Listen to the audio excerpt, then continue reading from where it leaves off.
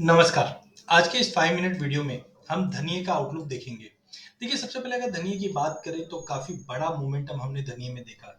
In fact पिछले साल अगर हम दिसंबर की बात करें या नवंबर की बात करें तो 11,250 से मार्केट टूटता गया और जून में जाकर कहीं न कहीं 6,000 का बेस बनाया। तो लगभग अगर हम देखें तो 11,000 या लगभग अगर हम पिछले साल अक्टूबर की बात करें तो 12,000 से 50% का भी करेक्शन हमने आते हुए देखा।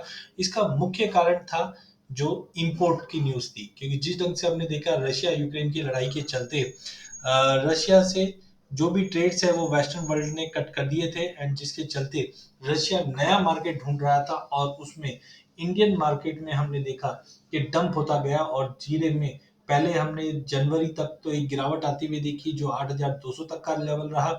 देन मार्केट में जंप भी आया क्योंकि डोमेस्टिक मार्केट में वेदर डिस्टर्बेंस की वजह से एक जंप मिला जो 9,000 9,200 तक का भी लेवल दिखाया।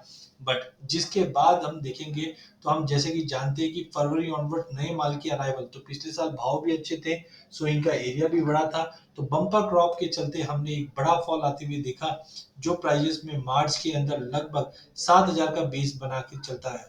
फिर बाद में हमने अगेन देखा सप्लाई प्रेशर कंटिन्यू बना रहा। हाँ, अप्रैल मई जून में हमने थोड़ी बहुत तेजी इसलिए देखी क्योंकि वेदर डिस्टर्बेंस था जिसके चलते प्राइजेस को जंप आया, लेकिन डिमांड नदारद होने की वजह से हमने ये गिरावट कंटिन्यू देखी और जून में जाकर 6,000 का लेवल हमने बनते हुए देखा।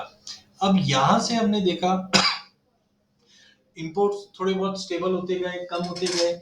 डोमेस्टिक मार्केट में जो पाइपलाइंस एम्प्टी थी वो फुलफिल होने लग गई थी।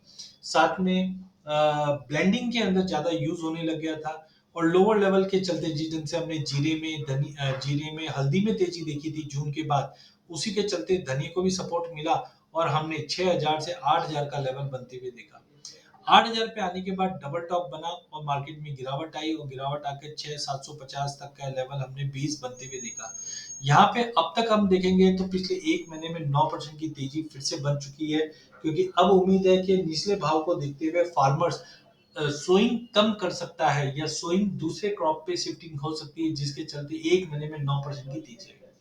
एफईडी में माल पड़ा हुआ है जिसके चलते थोड़ा बहुत अपसाइड कैप हो सकता है, बट कुल मिलाकर लॉन्ग टर्म के लिए धनिया अब तेजी की तैयारी कर रहा है।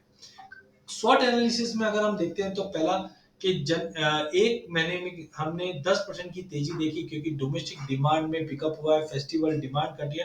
डोमेस्टिक डिमांड में कैसे पिकअप हुआ तो हम जानते हैं कि इस बार जिस ढंग से फेस्टिव सीजन्स की जो डिमांड है, हॉरेका इंडस्ट्री की डिमांड है वो काफी बेहतरीन है। सेकेंडली 35 लाख शादियां इस बार रहने की उम्मीद है जो पिछले साल भी थी सीएआईटी के, और इसी के चलते अगर आप देखेंगे तो यहाँ पे आप देखिए दिसंबर जनवरी में एक बार डोमेस्टिक डिमांड भी इंप्रूव हुई थी और फिर गिरावट आया था। तो इस बार सीआईटी का मानना है कि 35 लाख शादियां है एंड डेफिनेटली होरेका इंडस्ट्री की जो डिमांड है वो और स्ट्रांग होती हुई दिखाई देगी जिसके चलते प्राइजेस में अभी भी सपोर्ट मिला है और आगे भी इसका सपोर्ट मिलता हुआ दिखाई देगा। सेकेंडली धनतेरस पे ज्यादा करके ये कहावत है कि धनिये में बाइंग आती भी है और एक तरह का फेस्टिव मोड की ऑन साइट है। स्ट्रॉन्ग एक्सपोर्ट डिमांड रहने की उम्मीद है। रिसेंटली जो प्राइजेस में जंप थोड़ी बहुत गिरावट आई भी थी उस पे हमने लो लेवल पे बाइंग आते हुए देखी है। स्विंग में जबरदस्त गिरावट रहने की उम्मीद है जिसके चलते प्राइजेस को एक अपलिफ्ट मिल सकता है। हिस्टोरिकल डेटा की अगर हम बात करें तो प्राइजेस ने काफी बड़ा लो लगा दिया था जिसके चलते अब धीरे धीरे बाइंग है। वहीं अपॉर्चुनिटी भी है कि पोस्ट दिवाली अगर हम देखें तो एक्सपोर्ट की डिमांड और इम्प्रूव होगी, चाहे हम चाइना से बात करें चाहे रमजान की डिमांड करें जो प्राइजेस को अपलिफ्ट करेगा। सोइंग में थोड़ी बहुत डिले है जो प्राइजेस को सपोर्ट भी करेगा बिकॉज मॉइस्चर लेवल इस बार अगर हम देखें तो काफी कम है जिसके चलते सोइंग में डिले भी है जो आने वाले दिनों के अंदर प्राइजेस को और सपोर्ट करेगा। टेक्निकली भी देखें तो राउंडिंग बॉटम पैटर्न बना हुआ है जो प्राइजेस को अपलिफ्ट कर रहा है। खाली कंसर्न क्या है, प्राइजेस में वॉलिटिलिटी बहुत ज्यादा है तो बहुत मुश्किल होता है ये टाइम पे आगे का अपडेट देना बिकॉज एक ही दिन में हम देखते हैं जैसे जीरे के केस में हमने देखा 30% का 15 दिन के अंदर ही गिरावट आ गई थी। तो वॉलिटिलिटी इस वक्त बहुत ज्यादा है। पेमेंट क्राइसिस स्पाइस मार्केट में बना हुआ है क्योंकि जीरे में भी हमने जिस ढंग से फॉल देखा वो पेमेंट क्राइसिस की वजह से आते हुए देखा। डिपेंडेंसी अभी जो है न्यू क्रॉप पे है और कहीं ना कहीं सप्लाई तो आएगी बट टाइम है, उसकी वजह से ज्यादा कोई वीकनेस नहीं है। एक्सटर्नल फैक्टर बहुत ज्यादा है क्योंकि मंदी वाला माहौल पूरा बना हुआ है ग्लोबल मार्केट में। रशिया का कोरिएंडर अभी भी मार्केट के अंदर कॉम्पिटिटिव प्राइसेस में दिखने लग जाता है जैसे ही भाव में थोड़ा बहुत उछाल आता है। ग्लोबल इंपोर्ट इम्पैक्ट कर सकता है, अनप्रेडिक्टेबल वेदर कंडीशंस है जो आगे की क्रॉप के लिए इम्पैक्ट देगा, इकोनॉमिकल अनसर्टेनिटी बनी हुई है, वॉलिटिलिटी बनी हुई है जिसकी वजह से लॉन्ग टर्म बायर्स थोड़े से अवॉइड कर रहे हैं। Over supply as of now market में बना है क्योंकि एफईडी का भी माल आना है जिसके चलते थोड़ा सा कंसर्न है, बट कुल मिलाकर अगर हम बात करें तो प्राइस इस वक्त काफी स्ट्रांगली मूव कर रहा है।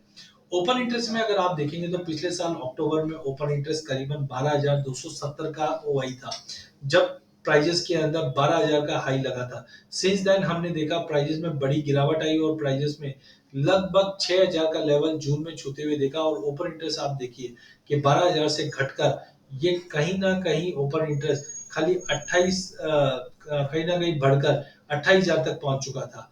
अब 28,000 से फर्दर हमने देखा कि ओपन इंटरेस्ट बढ़ना चालू है और प्राइजेस में भी एक गेन्स मिलते हुए दिखाई दिए जहां पे हमने हाई में 8,000 का लेवल जुलाई में ही देख लिया था। सिंस देन ओपन इंटरेस्ट काफी स्टेबल है जिसका मतलब है मार्केट कंसोलिडेट कर रहा है और भाव में अभी स्टेबिलिटी बन रही है। प्राइजेस ने 66 डबल सिक्स के लो से अब उभर रहा है। तो ओपन इंटरेस्ट में अब हम देख रहे हैं धीरे धीरे स्टेबिलिटी है, 30,000 के ऊपर मेंटेन है और प्राइजेस में बढ़ रहा है जो संकेत देता है बाइंग बनेगी। वहीं सीजनैलिटी की अगर हम बात करते हैं तो करंटली सीजनैलिटी के अंदर हम देख पा रहे हैं कि प्राइजेस नवंबर में थोड़ी बहुत गिरावट दिखाता है बट इस बार स्विंग में जो ड्रॉप रहेगा ये प्राइजेस को सपोर्ट कर जाएगा क्योंकि पिछले साल की जो बड़ी गिरावट थी इसके कारण हमने सीजनैलिटी में फॉल देख रहे हैं। बट कहीं ना कहीं अभी हमें लगता है कि लोअर प्राइस के चलते प्राइसेस को एक सपोर्ट मिलेगा, थोड़ा बहुत करेक्शन मिल भी जाता है, लेके चलना चाहिए। टेक्निकली अगर हम देखें तो यहाँ पे कप एंड हैंडल बोल सकते हैं या राउंडिंग बॉटम बोल सकते हैं। छोटा राउंडिंग बॉटम का ब्रेकआउट ऑलरेडी 7,200 के ऊपर आ चुका है। इमीडिएट टारगेट हम देखेंगे तो 7,800 का है but long term 200 moving average जो 8,000 के करीब है इस वक्त ये काफी बड़ा क्रूशियल रेजिस्टेंट रहेगा मार्केट के लिए। एक बार 8,000 के ऊपर निकलता है तो लॉन्ग टर्म बहुत बढ़िया है, लेकिन उसके लिए स्विंग के आंकड़े हमारे साथ रहने चाहिए, वो आने में अभी समय है एज ऑफ नाउ।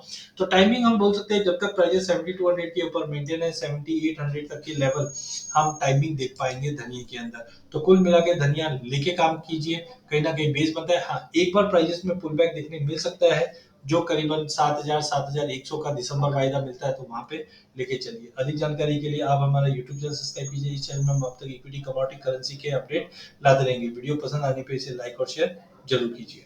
धन्यवाद।